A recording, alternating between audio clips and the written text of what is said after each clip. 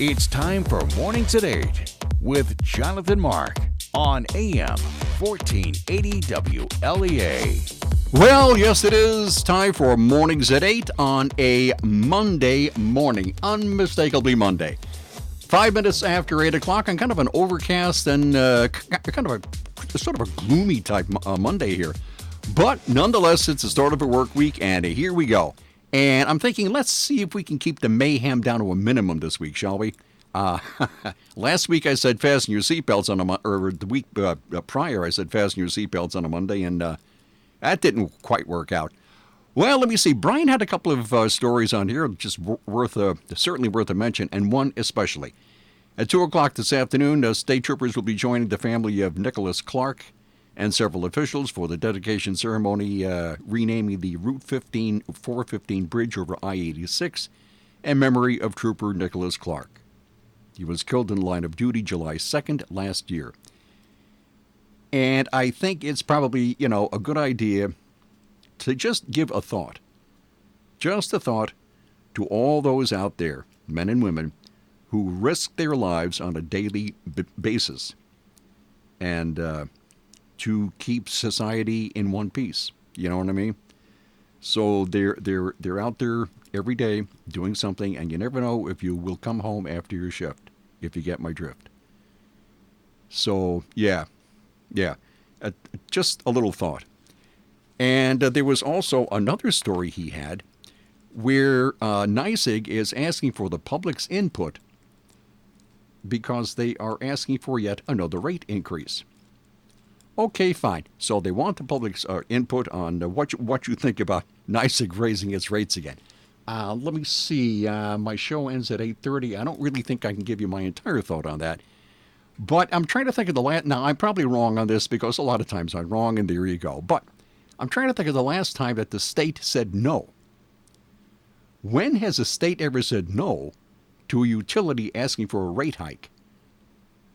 Offhand, I can't think of when. Or maybe, as I say, maybe I'm wrong. Who knows?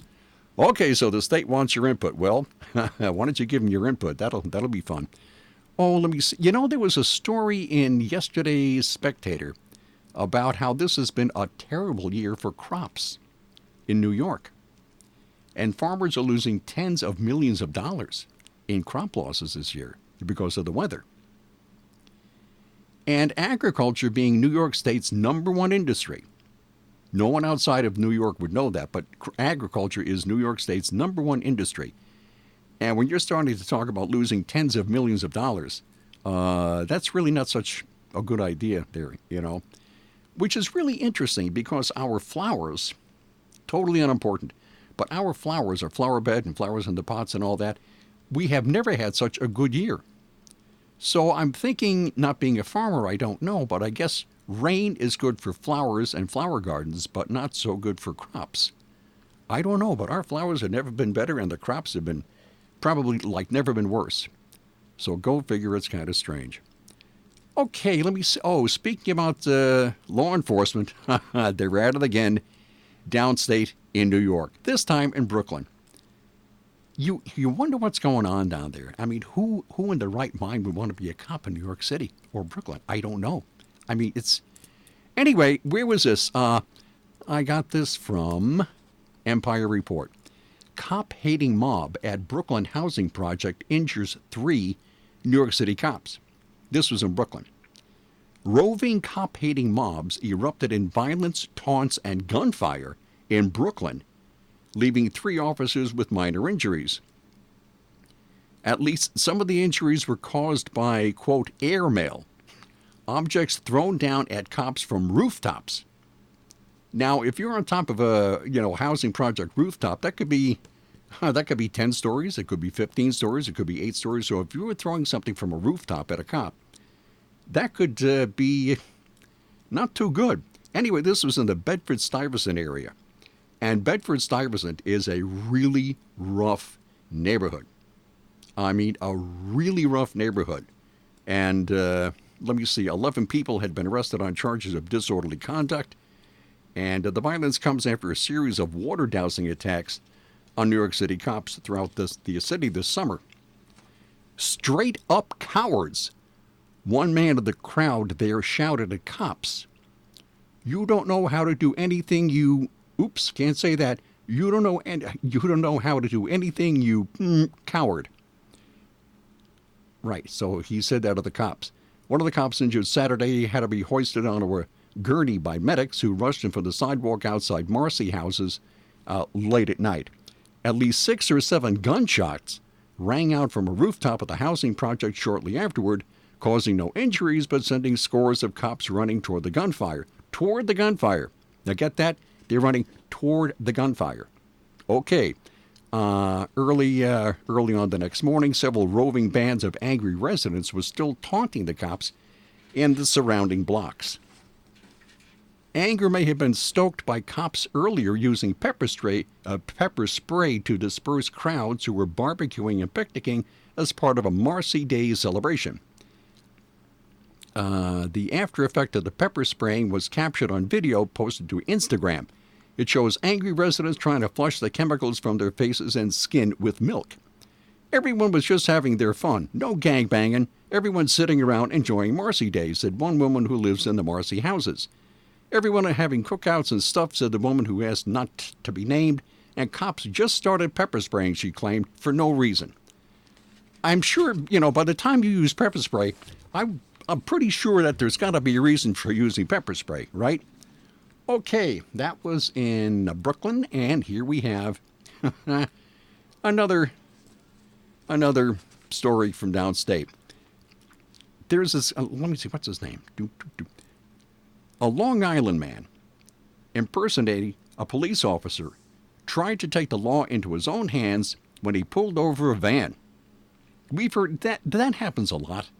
Why these people do that, I have no idea. The guy's 25 years old. So he's somewhere in Nassau County. He's 25 years old. He's driving his black Nissan Sentra around 11 o'clock in the morning this past Friday. He drives up behind a van and activated his air horn and emergency lights, trying to be a big shot or something. So when the van stopped in traffic, it turns out that the van was full of detectives. The van was full of detectives, real detectives. So they got out, identified themselves, and tried to approach this guy's car. And then the guy takes off in his car, swerving into oncoming traffic and speeding onto the Long Island Expressway. So Nassau County Highway Patrol spotted him and stopped him shortly after and pulled him over to make the arrest. So he's charged with a bunch of stuff, including being a dope. Okay, so there you are. If you're gonna pull over somebody and pretend to be a cop, you really ought to make sure of what you're doing, right? So there he is. Let me see what else here. Oh, this has been all over the news this weekend, so I'm really not telling you anything you don't know. But President Trump is very interested in buying Greenland. Not for himself, not for a bunch of golf courses, but buying Greenland. And they are making a deal, right? So let me see. I wonder how much Greenland would cost. Well, it turns out that, Greenland is a territory owned by Denmark. And Denmark really doesn't feel like selling Greenland at the moment.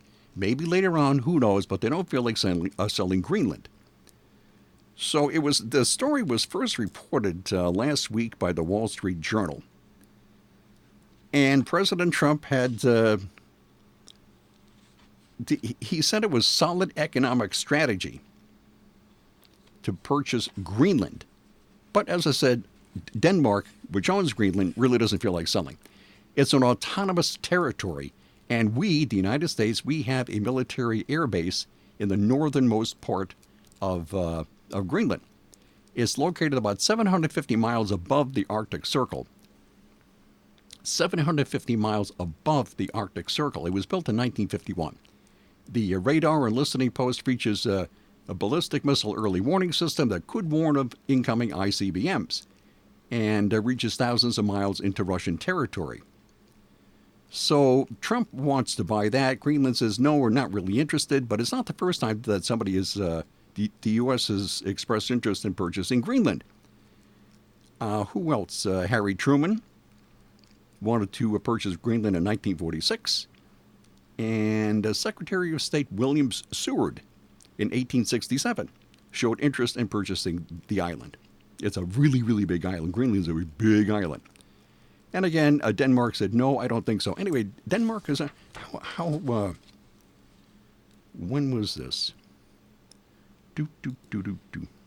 Anyway, Denmark has owned Greenland as a territory for, a long time.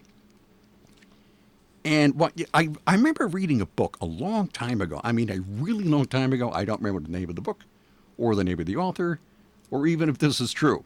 So that sets the stage, right? I have no idea. But when the Vikings first found or ran into Greenland, they said, hey, this is really neat. This is far away from anybody. Nobody's going to bother us here. But we need more people here.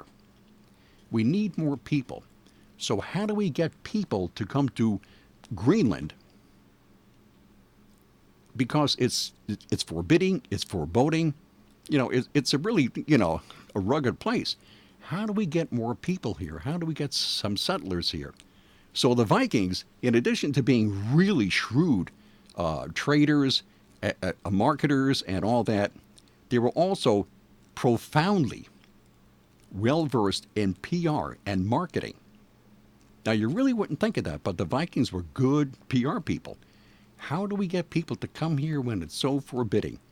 So they came up with the idea, as I said, this is what I read. Whether it was true or not, I have no idea, but it's a good story. They said, how do we get people here? We will call it Greenland. We'll call this dark and forbidding place Greenland. And that will get people to come here. Right? At least that's what they thought. So they started to call the place Greenland, and these adventurous settlers would sail from who knows where in Europe, or Northern Europe or Scandinavia or something, and they settled there. So that's how they did it. It was all in marketing. As I said before, it's all in marketing. So the Vikings had that down pat. Now, 57,000 people live there. It isn't really heavily populated. And my dad, in the 1960s, he worked at Lockheed in California, in the Santa Clara Valley. It was where was Lockheed? Lockheed was in Sunnyvale. So he was part of the thousands and thousands and thousands of people who played a part in the moon landing. That's what Lockheed was doing at that point. All their efforts were toward the moon landing. So at one point in his job, he had to go to Greenland. And I believe, it's really interesting because my dad could never really tell us what he did for a living. He was in quality assurance, but as far as what he did, it was all top secret.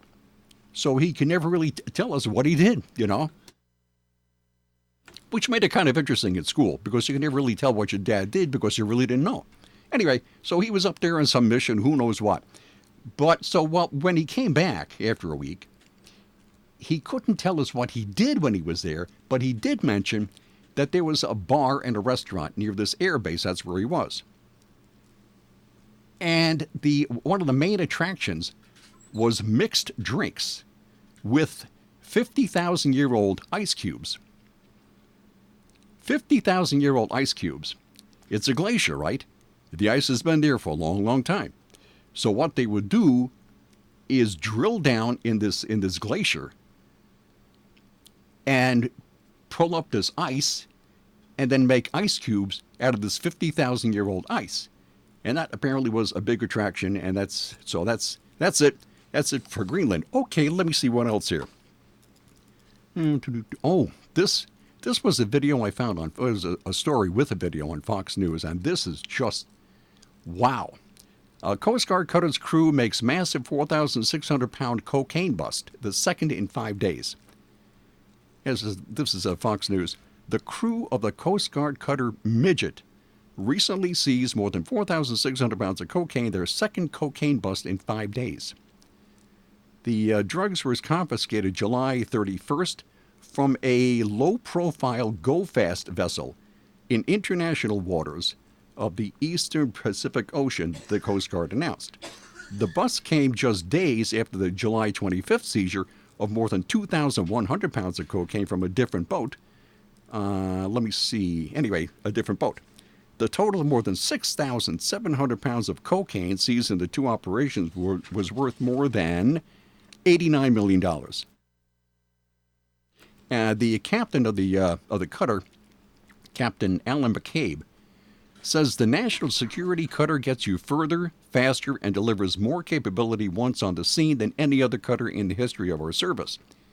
And he says, I am incredibly proud of the crew's efforts who made these two seizures possible, and we are eager to conduct future operations throughout the area. So according to the Coast Guard, 1 metric ton of cocaine contains 20 million individual doses in the U.S. Wow, 20 million individual doses in the U.S. Over the last 5 years, the Coast Guard has seized more than 923 tons of cocaine, or about 18.4 billion doses, worth more than $27 billion.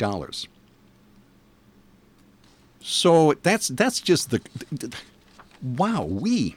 But along with the story, there's a video.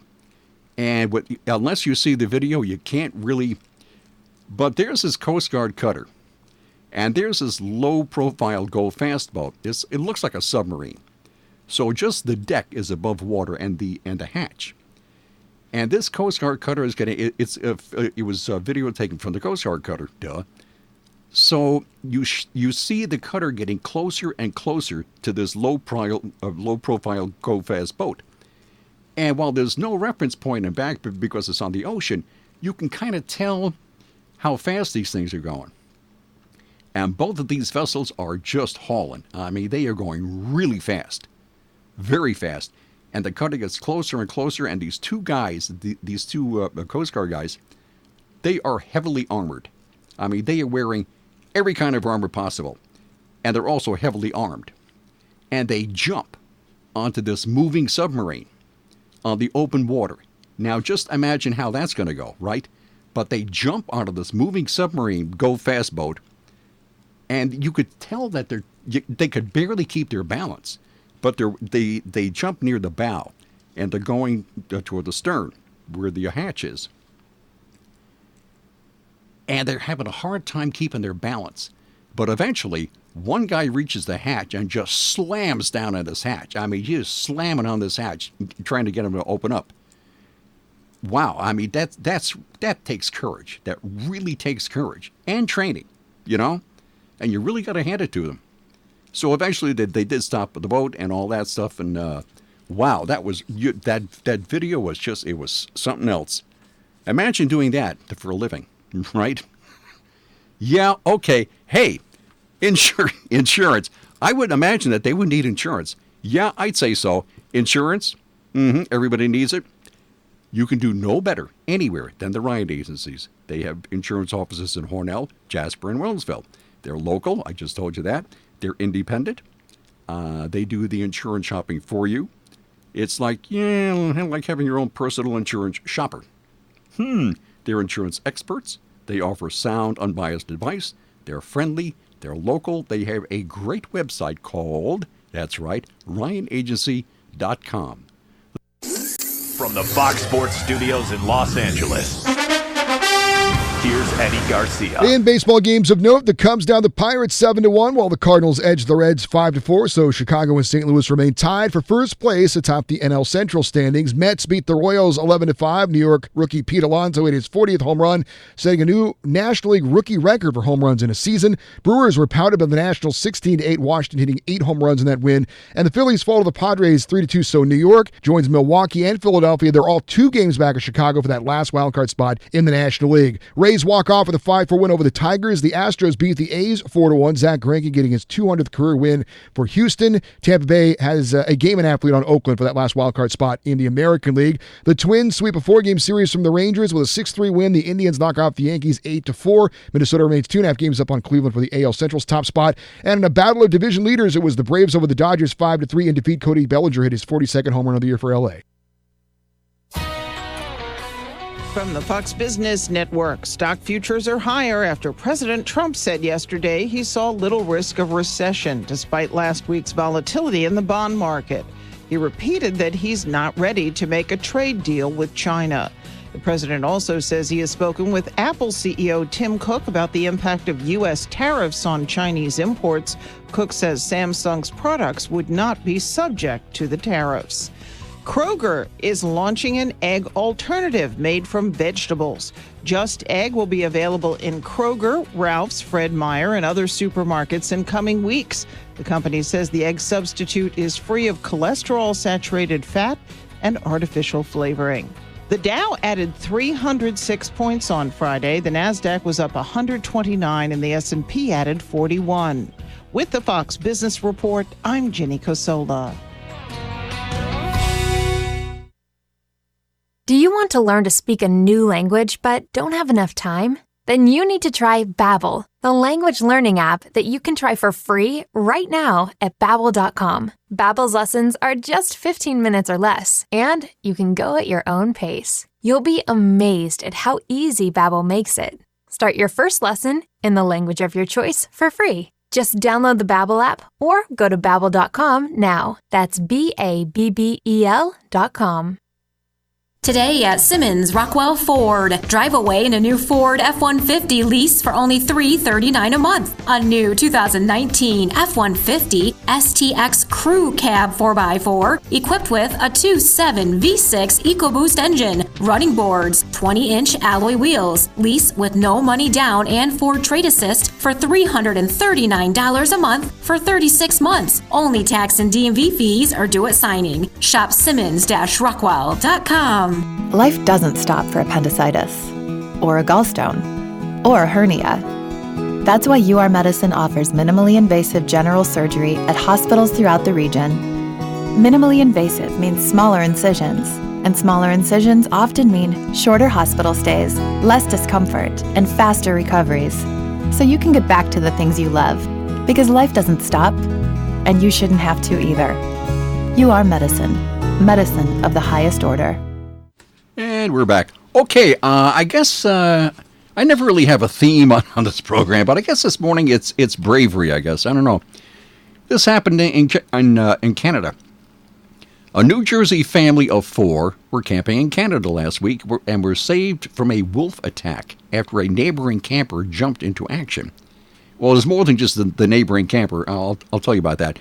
The attack unfolded at Banff National Park in Alberta, according to a report by the federal agency Parks Canada. Around 1 o'clock in the morning while the family slept, a wolf tore through the foursome's tent. A wolf. The father, Matthew, threw himself in front of his wife and their 2 boys. The mother, Eliza, wrote on Facebook that Matthew pinned the wolf to the ground and held open its jaw with his hands. Here's a wolf who has attacked you, or ready to, and he throws the wolf on the ground and opens its jaw with his hands. And his wife posted, "This is a hard thing to post since I haven't fully comprehended that it happened yet. Last night, while sleeping in our tent in Banff National Park, we were attacked by a wolf." So it was something out of a horror movie. Matt literally threw his body in front of me and the boys and fought the wolf as it ripped apart our tent with his arm and his arms and hands. We were screaming for help as he was fighting it and was trying to save us. So the wolf clamped onto the guy's arm and tries to drag him away. His wife said, adding, "I was pulling on his legs trying to get him back." So they're screaming and yelling, and a nearby camper, Russ Fee, heard the family's screams and sprang into action. Fee told CBC, Canadian Broadcasting Corporation, I don't know, he kicked the wolf in the back hip area, causing the animal to release Matthew and get out of the tent. The men screamed and threw rocks at the wolf until it left the campsite. And Eliza and the boys ran to Fee's minivan for safety. So the father, Matthew, was taken to a local hospital where he was treated for his puncture wounds and lacerations. And the wife said it could have been a lot worse. Yeah, I guess so. So there you go. Wow.